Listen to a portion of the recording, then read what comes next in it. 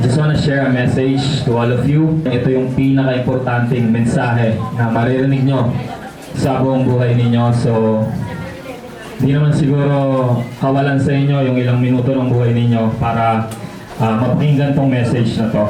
Before we start, gusto ko lang i-acknowledge yung presence ninyong lahat, especially sa mga kapatid ni nanay, mga anak, mga kaibigan, mga kakilala.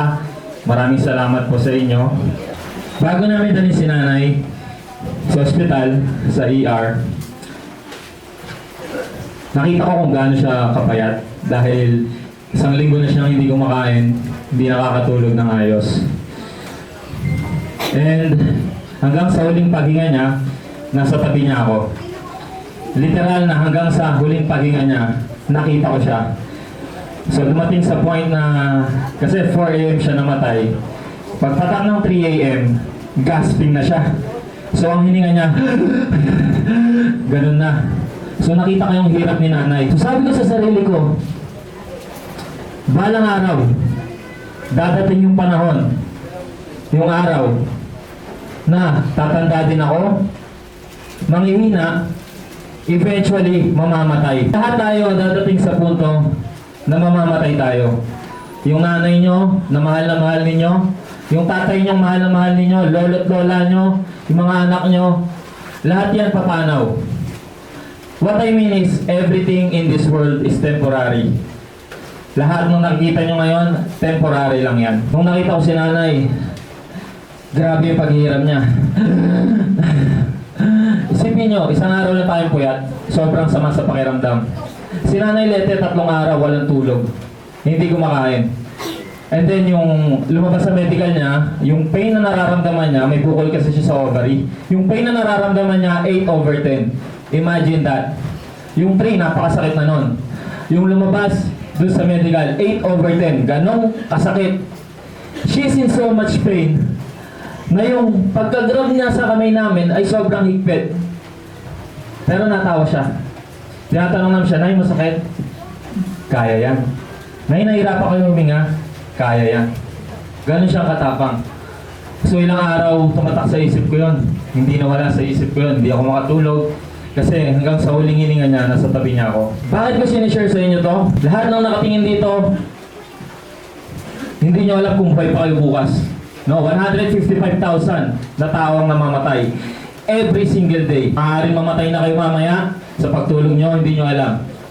Sa aksidente, hindi natin alam. Only God knows. Sino may idea kung ano yung gospel? Most of us narinig na yan, no? Pero hindi natin naiintindihan kung ano ba yung gospel. No? Gospel in Greek word is evangelium. So literal, ang meaning po nun ay good news or magandang balita. So yan ang i-share ko sa inyo. Ano yung magandang balita? Bago nyo ma-appreciate yung magandang balita, kailangan nyo munang malaman yung bad news. Para mas ma-appreciate nyo yung good news, kailangan malaman nyo yung bad news. Ang bad news po ay God is holy, perfect, and righteous. Banal ang Diyos, perfecto ang Diyos, at righteous ang Diyos. Teka lang, King, paano naging bad news yun?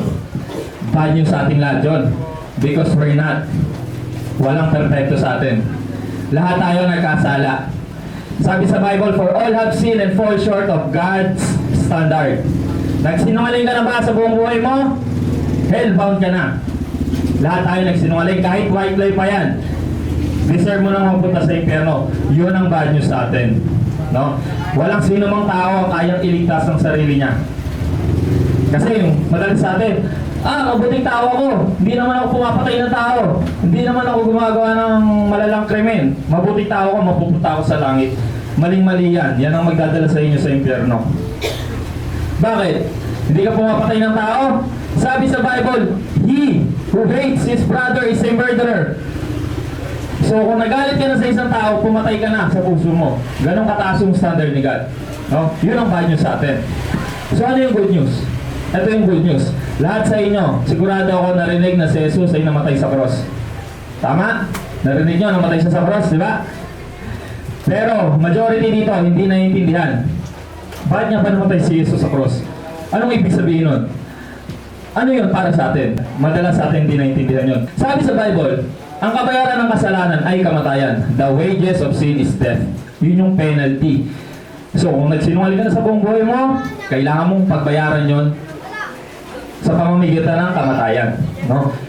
Sino kayang magbayad nun? Walang sino mong tao ang kayang magbayad nun. Kasi sa Old Testament, ang ginagawa po ng mga Israelites, para sa atonement ng sins nila, nagsasacrifice sila ng hayop.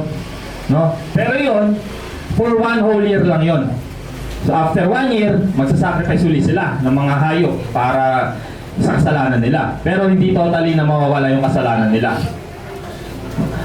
Now, John 3:16 says, "For God so loved the world that He gave His only Son, that whoever believes in Him shall not perish, but have eternal life." Sikat na verse na yan. So, whoever believes in Jesus has eternal life. So, bakit siya namatay sa cross? Kasi yung penalty ng sins ay kamatayan. At lahat tayo, deserve natin ng kamatayan. Deserve natin mapunta sa hell.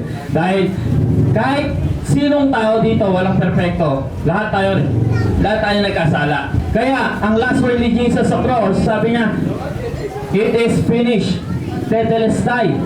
Sabi niya, paid in full. Bayad na ng buo. If, ito yung crucial part, no?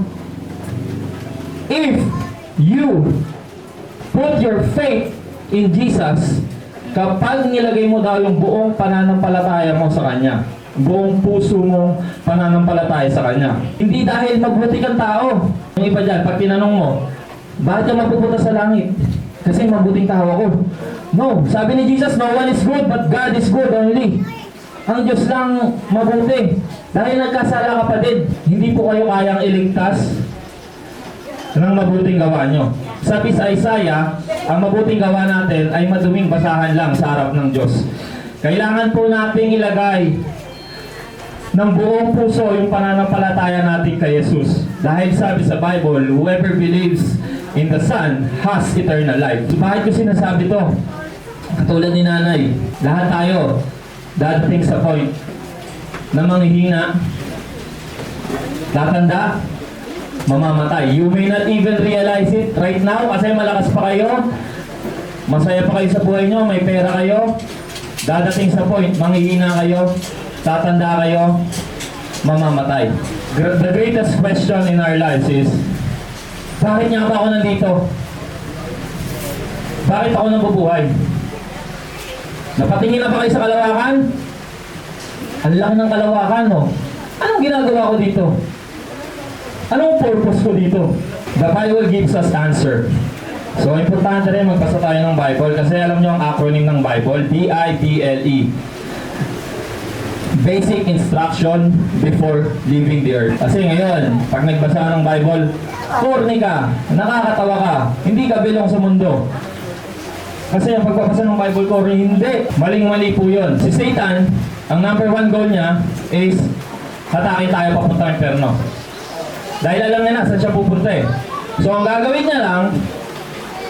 niya lahat para maisama ka niya sa impyerno. Kasi alam niya, condemn na siya. So yung mga bulong-bulong sa inyo na corny ang Bible na yan, huwag niyong babasahin yan. Bulong ni Satan yon. Tawag sa kanya sa Bible, the father of lies. No truth in him. Walang katotohanan sa kanya. Lahat ng sinasabi niya, kasinungalingan.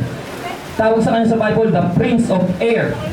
Bakit air? Katulad ng air, hindi natin nakikita kung saan pumupunta, kung saan nanggagaling. Sabi sa Bible, we don't battle against flesh and blood, but against principalities, dark forces, ayun yun, Satan and the demonic spirits. Pag-isipan nyo ngayong gabi, bago kayo matulog, oo nga no, bakit ako nandito? Napakalaki ng kalawakan. Anong purpose ko?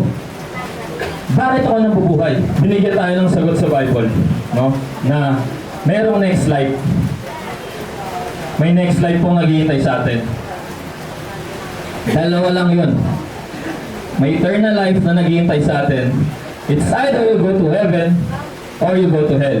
It's your choice. Sabi ng Diyos, sa heaven, there's no tears. He will wipe away every tears from our eyes. Isipin yun, wala nang luha. No sorrow, no pain.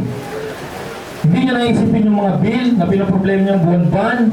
Hindi na kayo mag-overthink, wala na kayong mararamdaman na anxiety. Sa hell, on the other side, sabi doon, yung mga uod, hindi na mamatay. unquenchable fire. Hindi namamatay yung apoy. Hindi rin kayo makakatulog.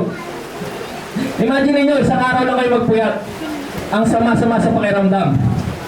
Doon, hindi kayo makakatulog. Hindi namamatay ang uod. Day and night, you will be tormented. So ngayong gabi po, kung kaya niyo akong sabayan sa isang prayer, lahat po tayo nandito, gusto ko makasigurado na tatanggapin natin si Jesucristo ng buong puso sa ating buhay. Dahil nasa Kanya lang ang kaligtasan. No, kaya nung namatay si nanay, napakasakit dahil nakita ko hanggang sa huling hininga niya yung paghihirap niya. Pero panatag ako dahil napag-pray over namin siya at nasigurado ko sa sarili ko na tinanggap niya si Jesus. Kaya panatag ako kung nasan siya ngayon. So ganun din, hindi ko alam pag umuwi kayo, pwede kayong mabangga, pwede kayong hindi na gumising bukas. No one knows. Only God knows. No, 155,000 tayo every single day. So ngayon, napakaganda ng biyaya ng Diyos. Eternal life with Him. Libre. Gusto ko namdamin nyo ang prayer na ito. Pumigit po kayo. Heavenly Father, we come to you with a humble heart. We thank you for this opportunity that you have given us to share the gospel na nandito, lahat ng tao na nandito ngayon. And we thank you because we glorified your name kahit sa uling lamay ni Nanay Lete. God, I pray that lahat ng tao na nakarinig ng magandang balita tungkol sa inyong libreng kaligtasan na ino-offer sa amin ay matanggap nila ng buong puso. And I pray na you will reveal yourself to them. And I pray na isuko nila ang buhay nila sa iyo, Panginoon, dahil nasa iyo lang ang kaligtasan. I pray that they will have a true repentance. They will turn away from their sins at itaas nila yung mga sikretong kasalanan nila. Dahil sabi mo, kahit ang buhok namin, bilang mo. So wala kaming maitatago sa inyo, Panginoon. Sabi mo sa iyong salita, you search our heart. Wala kaming maitatago sa iyo.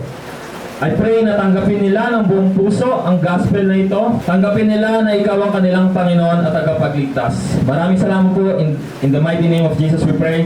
Amen.